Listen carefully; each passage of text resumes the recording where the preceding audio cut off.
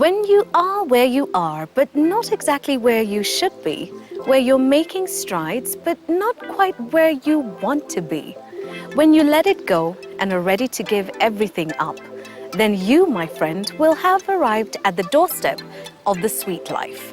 Let's take a bite and live out loud with Kali Ndambo next.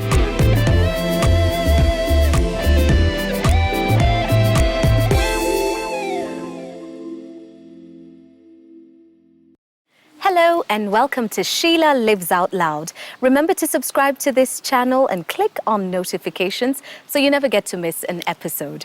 I'm Sheila Mwaniga at Westwood Hotel and we're living out loud with Kali Ndambo. Hey Kali, how are you doing? I'm good, I'm good. You know, I've known you for a couple of years and it's very difficult to sit here and think, interview, ask questions. Because be serious. You're the funniest young lady I've ever met. I'm focused now though.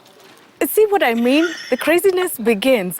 But really, Ashley, I know you as a creative because we spent time working together at Easy FM. And it used to be Nairobi's #1 station for R&B and big things.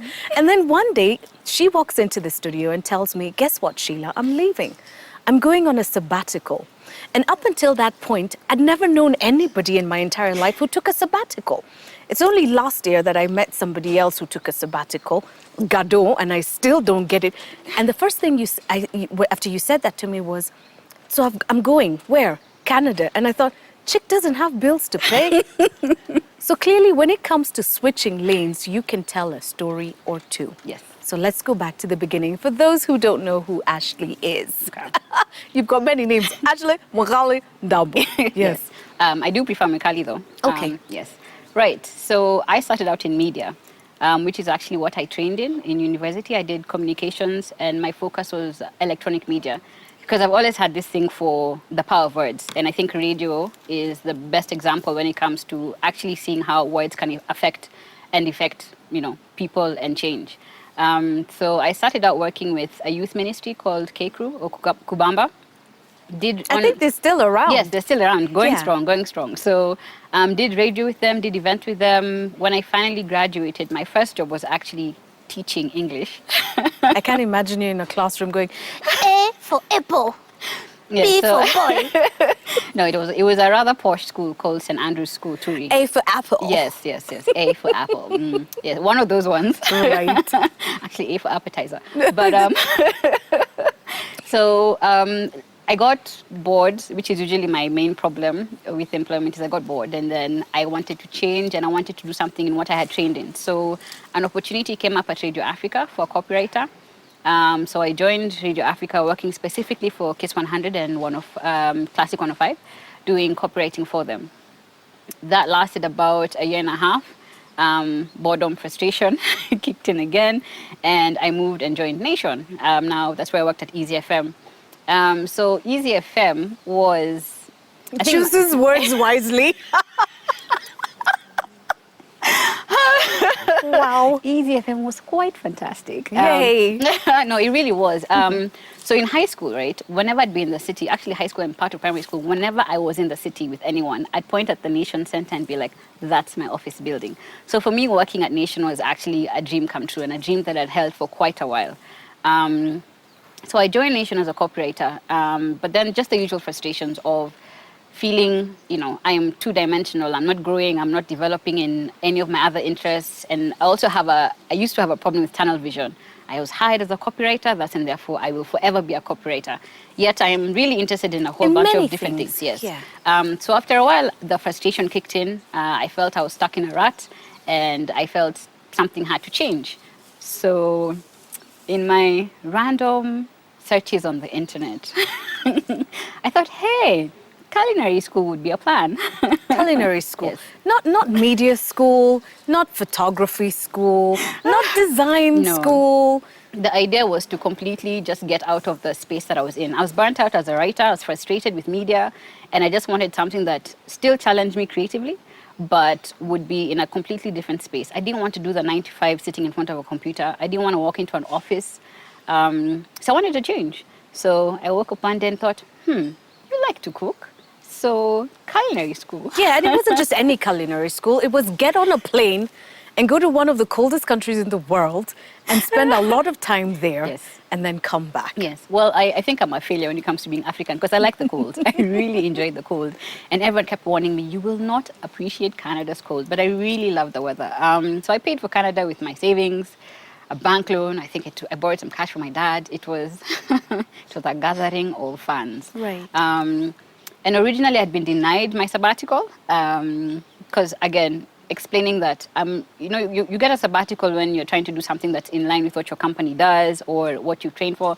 So explaining to HR that yes, I'm actually going to learn how to cook classical French cuisine. Right. Was a bit of a challenge. So it actually got to a point where I had to make a choice: quit or kill the story for going to Canada and doing culinary school. Luckily, for some reason, my boss had a change of heart and I managed to get the sabbatical, and off to Canada I went. And the plan, my only prayer when I left was actually that I wanted to excel. And for the first probably 3/4 of my time there, it felt like I was doing everything but excelling. Right. The instructors are French chefs, so a lot of the instruction you get is in French. So a lot of French terminology, a lot of ingredients that you're not accustomed to. I mean, here you cook vitongu, tomatoes, ginger, such Oh, we things. just mutukanyo everything. You know. Just put it in a pot, Yes, it will cook eventually. everything, and you serve everything in that pot. Meanwhile, here you have to do, you chop your carrots and your onions and your celery, and then that will come out eventually so that your soup, your sauce is clear. You deal with things like escargot, and you have to try... Snails. Yes, snails, yeah. So you have to try those. You have to actually...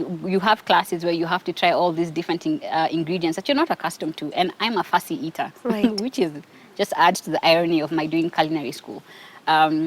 So that was all kinds of a challenge. Yeah, It and was being good for away me. from home also teaches you other things about yourself that you didn't know.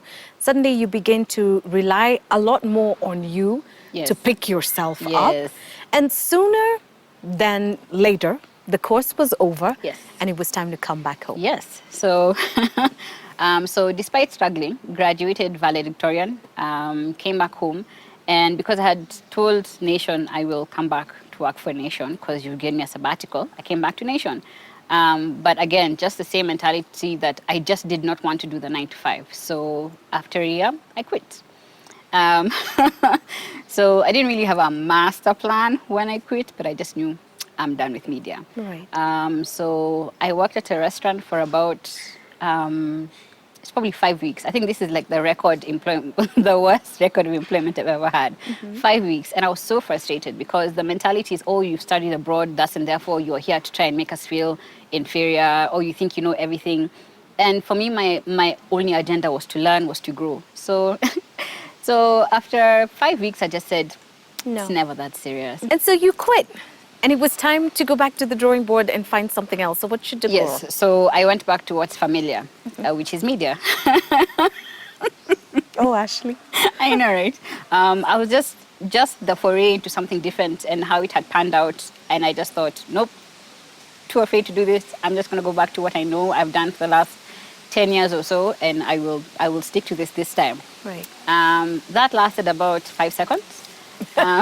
Even shorter than the restaurant? No, this was at Homeboys. I was at Homeboys for a year. Then someone that I had known for a while from my days in K-Crew was like, look, I work at a church now. We think your skills would be fantastic. Come on board. So I made the leap and I went to work for a church for about a year and a half.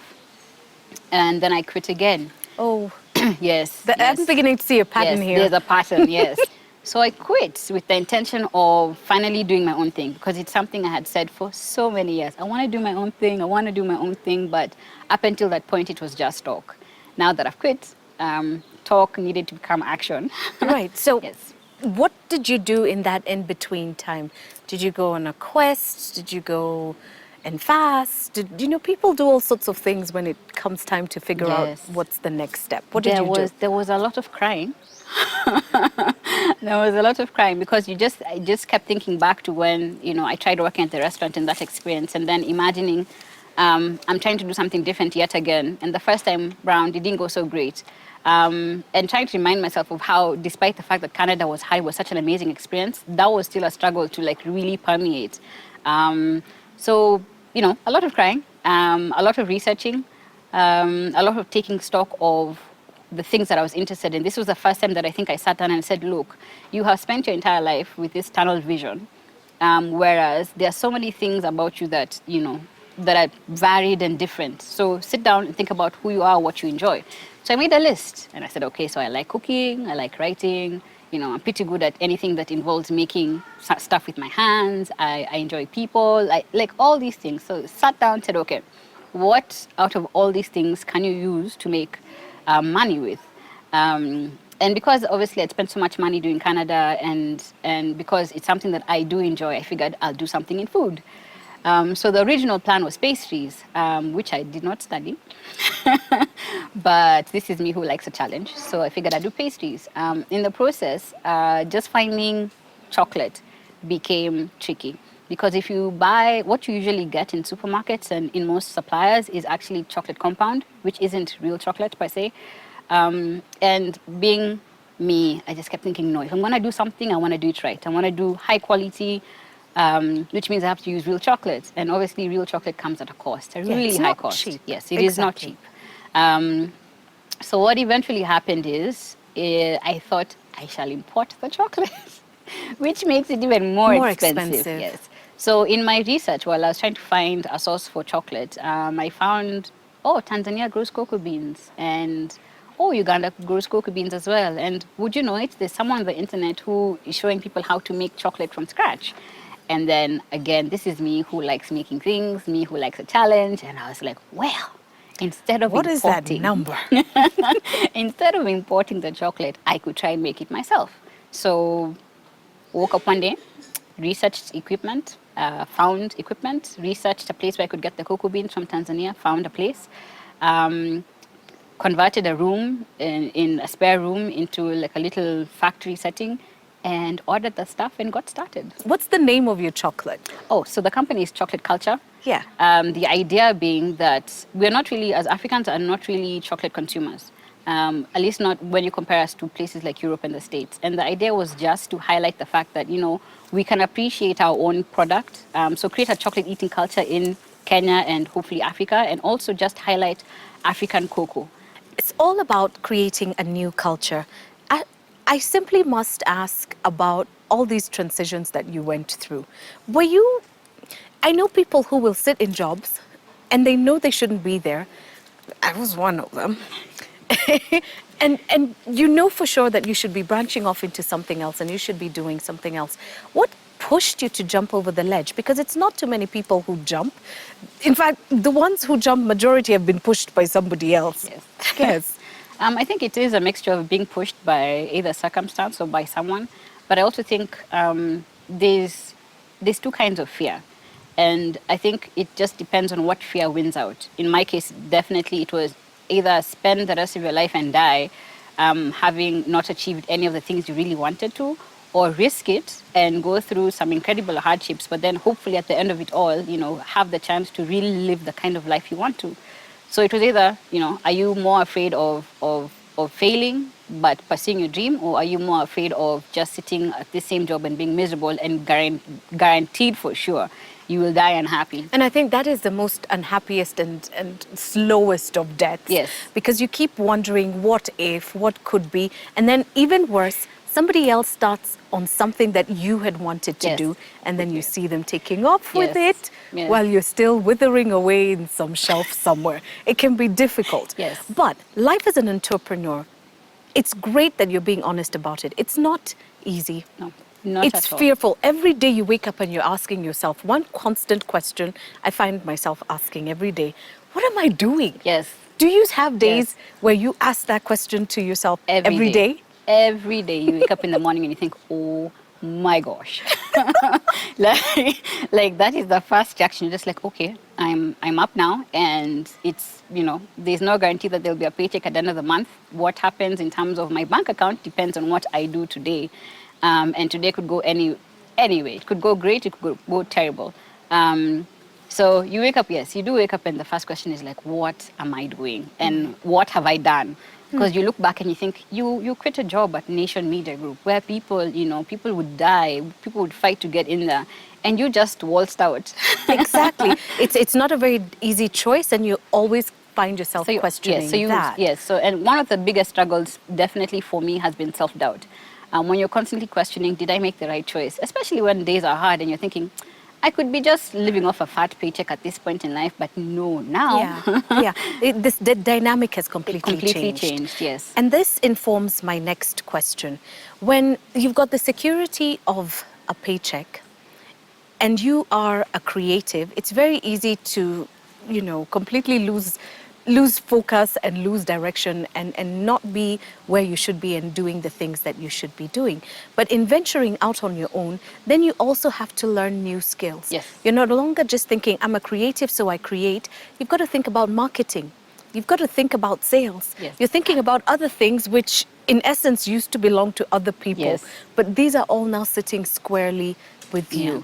How do you work on all these other aspects and elements of your business? Do you have people who are helping you out with it, or are you still the one-woman show? I know, right?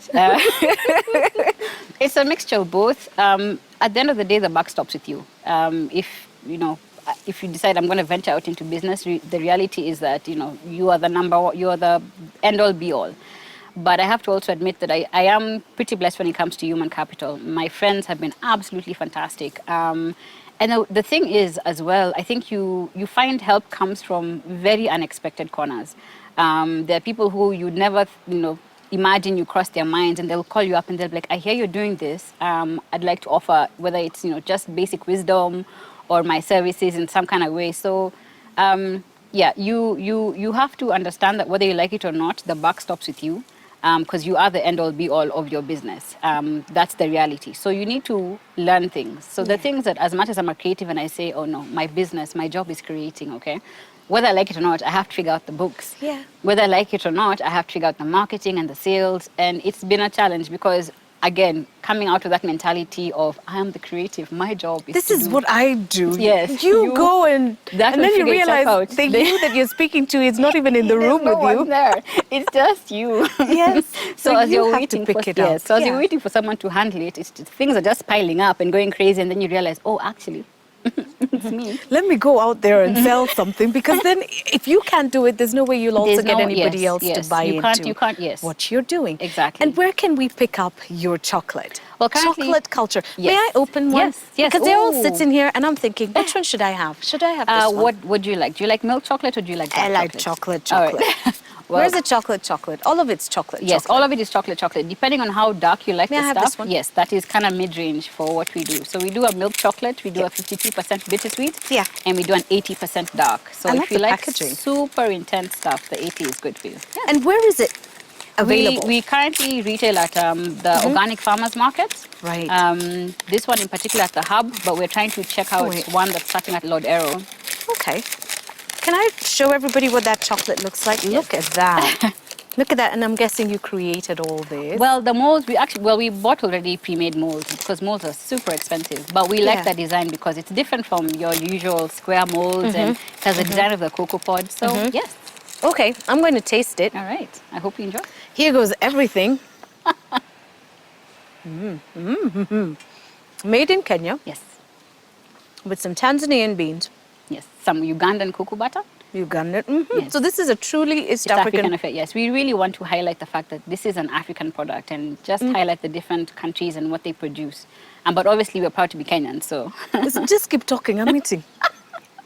Yeah, so what we try to do, especially, what you're having is a plain bar, but what we're trying to do is highlight, we do also dried fruits and nuts, so stuff that is locally available, trying to use flavors that, say Kenya, so yes.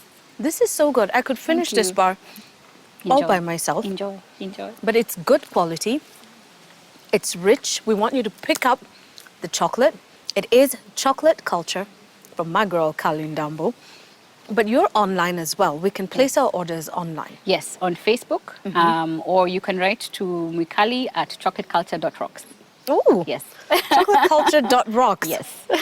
chocolate rocks, always, forever. But thank you so very much for making the time. As we close, inspire somebody who's, flitting through life and switching lanes and sabbatical lane at the speed of light. Well, honestly, I've gone through life thinking that I'm not focused because of the switching of lanes.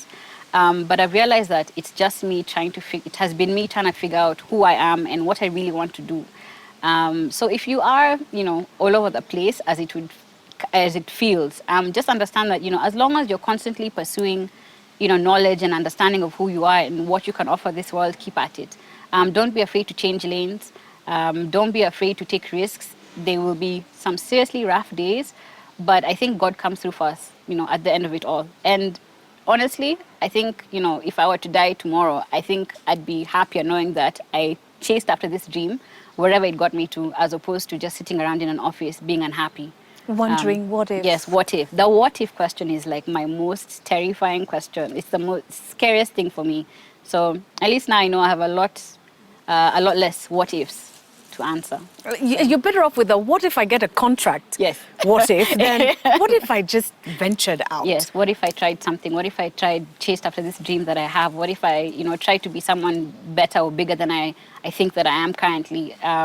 So do it. It will be terrifying. It will be hard. It will be hard. I cannot stress this enough. It will be hard. I agree with you. I'm nodding because it's true. It's the toughest thing you'll probably ever do in your life. We only talk about the successes of entrepreneurship.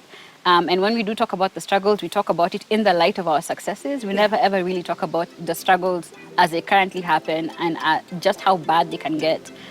So, do it. Get ready.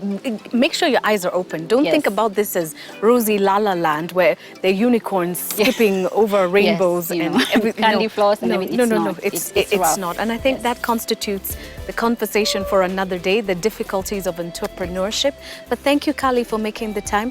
We are going to post links to contacts for this lovely lady and her beautiful brand of chocolate. It's all about making sure that we grow these brands that are 100% Kenyan. But don't be afraid.